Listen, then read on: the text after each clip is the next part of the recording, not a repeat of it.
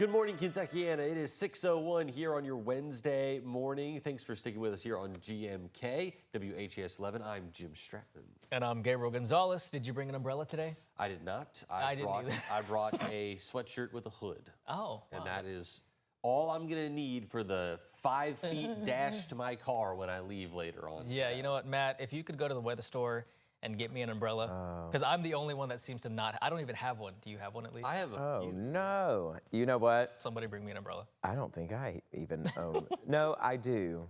A meteorologist should always own an umbrella. He should. But clearly Okay. he doesn't have it with him. So There we go. I don't have it with me. I don't need it right now. But if you're in southern Indiana, you definitely need it. There's a flood watch in place until 10 a.m.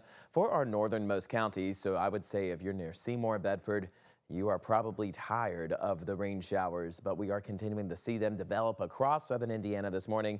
A round of heavier downpours now making their way closer into Louisville this morning. So some of you likely waking up to some heavy rain showers. This is going to be around for most of our morning as we continue to track the steady arrival of cloudy skies and this widespread rain pattern that's continuing mostly across southern Indiana. But as we head into the rest of our morning, I'm expecting this pattern to start making its way more into Kentucky. So we are in for quite the rainy setup throughout the day. Here's a live look of downtown. Those rain showers happening for us right now. This view brought to us by UofL Health and Hughes and Coleman. Temperatures staying into the 50s for us across Jefferson County.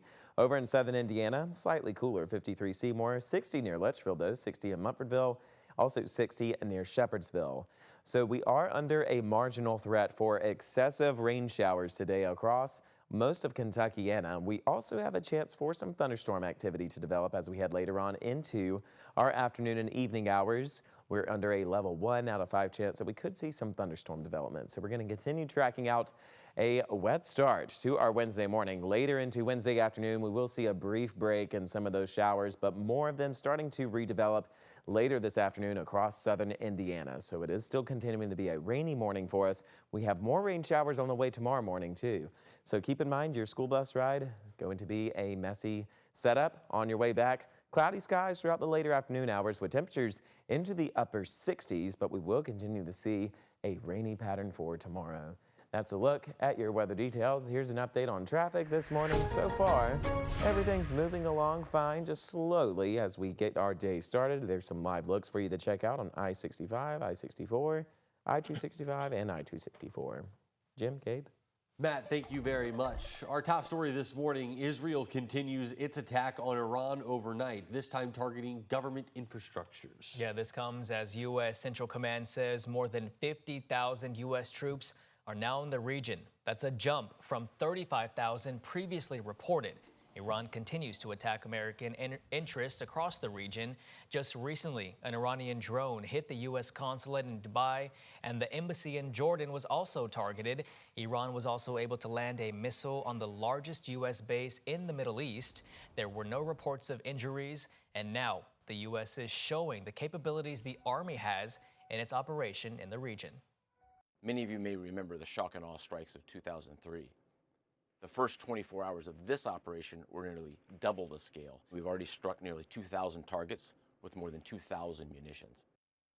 Multiple reports, including from the Wall Street Journal, say the Trump administration is considering whether to support groups inside Iran who are willing to fight back and topple the regime. This morning, we now know the names of 4 of the 6 U.S. service members who were killed in the Iran conflict. Those 6 were killed in the very first day of fighting after Iran launched a retaliatory attack on the control and command center in Kuwait just hours after those first strikes were fired.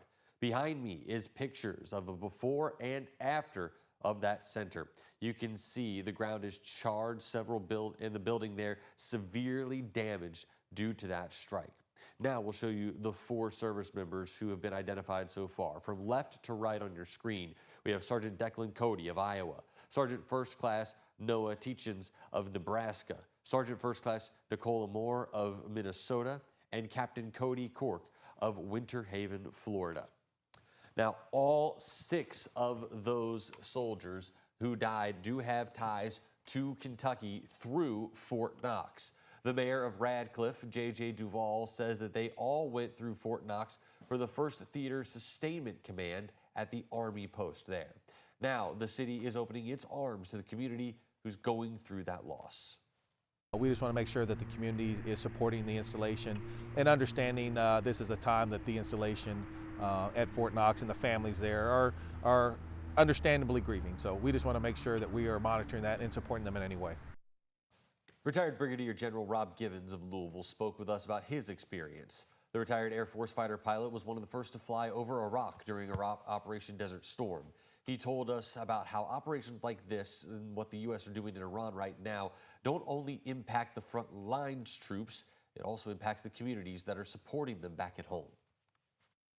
All that has a human cost to it. It has a human cost to the adversary, but it has a human cost to us. Not just the soldiers that lose their lives, obviously, but those that experience it. You cannot go to war and come home the same way you went. Fort Knox, Radcliffe, and the surrounding areas all have resources for military members and their families available. Those include the local VFW, Fort Knox Spouses and Community Club, and the American Legion Post. On Tuesday, AAA said the average price of a gallon of gas in Kentucky is $2.72, which is 9 cents up from Monday's average. That means people who drive for a living are going to see a bigger dent in their wallet. Look at this graph. It has prices from last year to a month ago to just yesterday. We know Kentucky's price, but look at Indiana. Right now, you are paying an average of $2.99. At Muhammad Ali International Airport, WHAS talked to people fresh off of flights looking for a ride. One traveler says her Lyft fares to her Florida airport and the one she took to get home both shot up. For Z-Trip taxi drivers, it's a difficult strain they have to take into account because they have to pay for their gas and a license. With rising costs, it's becoming harder for drivers to turn a profit. But that's not happening quick. That can be whole day from 9 to until at least 9, 12 hours, sometimes more than that. Some drivers I know, they're not taking day off. They're working every day to make profit. One driver told us if the gas prices remain high, he might have to look for another job.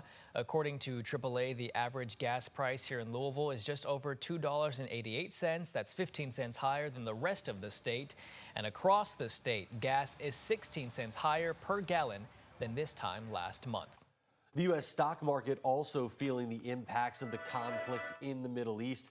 Yesterday morning, we saw the Dow Jones go on a real roller coaster, stumbling 1,200 points early in trading before it bounced back to close the day, down only 400 points.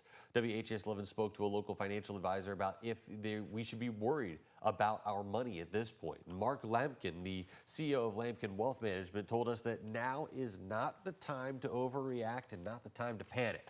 He says that a 1,200-point drop does sound scary, but it just needs some perspective here. The index is growing constantly in value, and points become a little bit of a smaller percentage of that. A much larger decline of about 1,200 points represents less than a 2.5% decline because the Dow right now sits at over 50,000 points. Lampkin says that now is not the time to panic, and it's certainly not the time to sell off your stocks. Because if you look at it, the biggest mistakes you've made with emotion. Take emotion out of it, put facts in it. We've been here before. The markets are survived. We're going to be fine over time.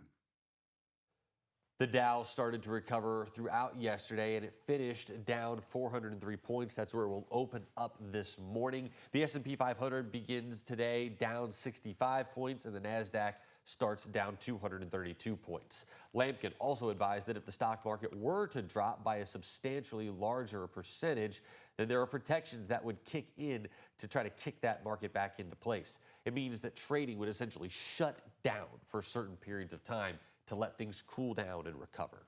The best way to stay connected with all of our continuing coverage on the conflict with Iran is to download the WHAS11 app. Go to WHAS11.com. You can also download our streaming channel on your TV where you can watch all of our coverage as we continue to get updates throughout the day. All right, Matt, let's go to you. Some people around our area seeing some rain. It is a rainy start to this morning. We're tracking some showers that are starting to make their way through the Louisville Metro this morning and crossing over the Ohio River. We're going to have all the details about this rainy forecast coming up here in a few short minutes.